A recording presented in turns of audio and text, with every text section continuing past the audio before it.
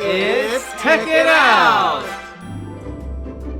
Greg will show you how to use the Bookmark Manager to organize your bookmarks in Chrome.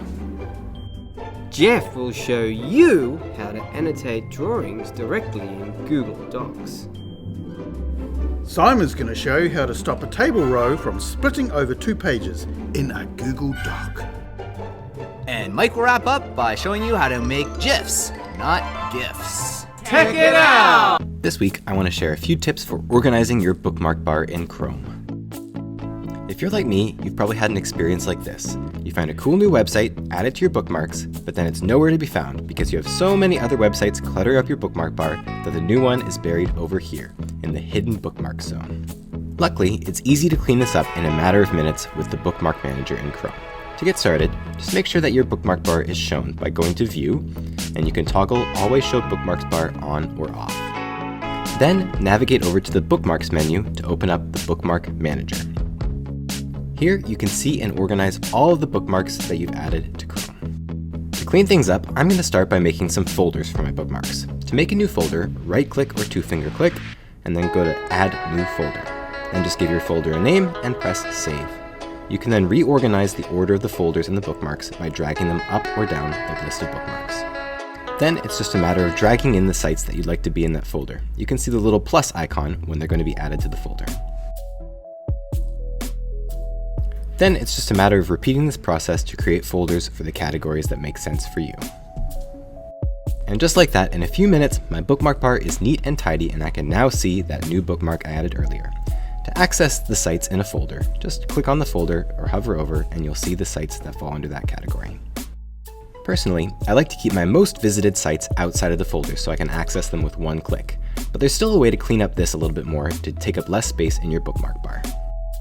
Since I use these sites all the time, I know them by their icon alone, and the text next to it is a little bit unnecessary. So I'm just going to go click the 3 dots to edit them and delete the text of the bookmark. Then it just leaves the icon in the bar. Now all of my most visited sites are easy to access, and there's still room to spare for any new cool websites I come across. When you're done, just close the Bookmark Manager or navigate away and enjoy your nice, new, clean bookmark bar in Chrome.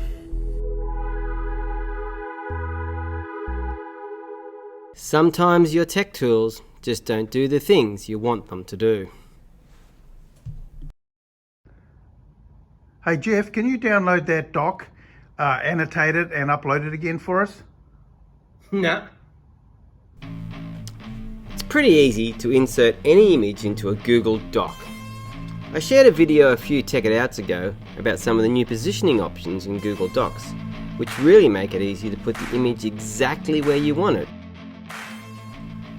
These new options make Google Docs even more powerful for creating visual guides and improving the visual appeal of any Google Doc. Sometimes though, you want to add extra detail to an image, perhaps an arrow to highlight something or circle an important part of a screenshot. Google Docs doesn't do this very well. It can be hard to get things exactly where you want them. You could use markup on your Mac to add extra items to your screenshot and then import that into a Google Doc. But once you've made them and imported them, you can't make any changes. There's a much better way to annotate screenshots or images in Google Docs. And that's by inserting a drawing. If you insert your image or your screenshot as a drawing in a Google Doc, there is so much more you can do. So first of all, let's go to the Insert menu and select Drawing, then New. It gives you a drawing tool directly on your Google Doc. Here, you can drag and drop a screenshot or an image and then use all the tools available in Google Drawing. For example, you could add an arrow, then use the Select tool to move it around. You can change the line size to make it bigger or smaller, or the color. You can even use the arrow menu to create a scribble or a freehand drawing directly on your image. You can add a text box directly on top of the image and format the text exactly the way you want it. You might have to use the 3 little dots in the top right hand corner to get all of the options.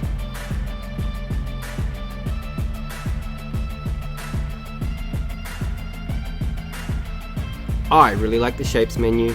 Here you can add all manner of shapes directly onto your drawing. You can use callouts. And like all Google Drawing shapes, by clicking inside the shape, you can add text. Once again, by using the Select tool, you can move the object, change the color of the shape and the line width, and select the font and the color and the size of the text to make your callout or your shape exactly how you want it. So if you want to circle something on your screenshot, just use the Shape menu, then add a circle.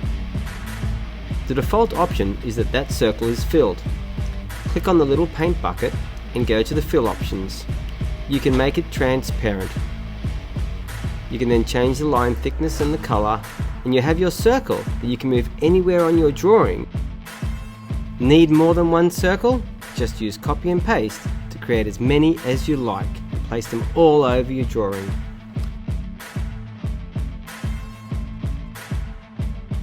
When you're finished, just click on Save and Close to insert your drawing into your Google Doc. You can then use the positioning options to put it exactly where you want it. The really powerful thing about using this method to annotate drawings in a Google Doc is that if you want to make a change, you can just hit the Edit button and it reopens the drawing.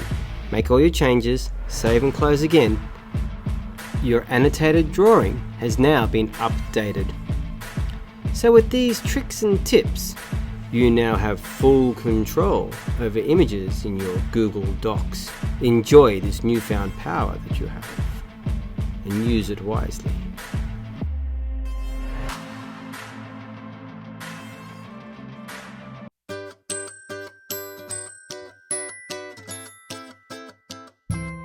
Do you find it annoying in Google Docs tables when it splits information over 2 pages?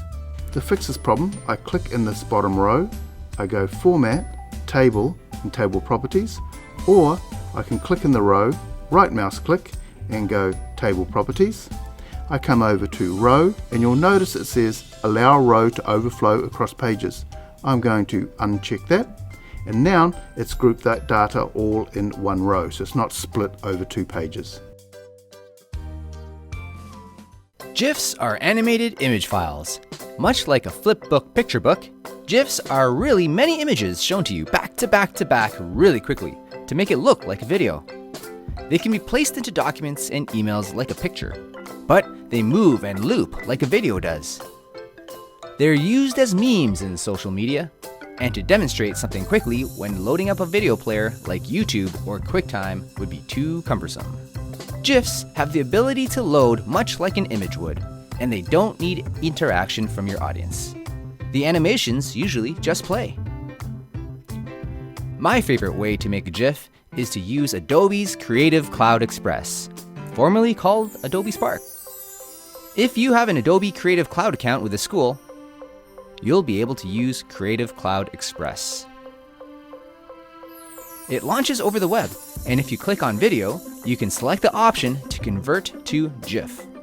Simply drop a short video in there, trim it, and choose a size. Finally, click download. It might take a little bit of time, but once it's downloaded, you can now take that GIF and stick it into emails or documents, and your family, friends, or students will see your animation. Imagine how you could use it with step-by-step instructions with your students, or how you can turn your coworkers into memes.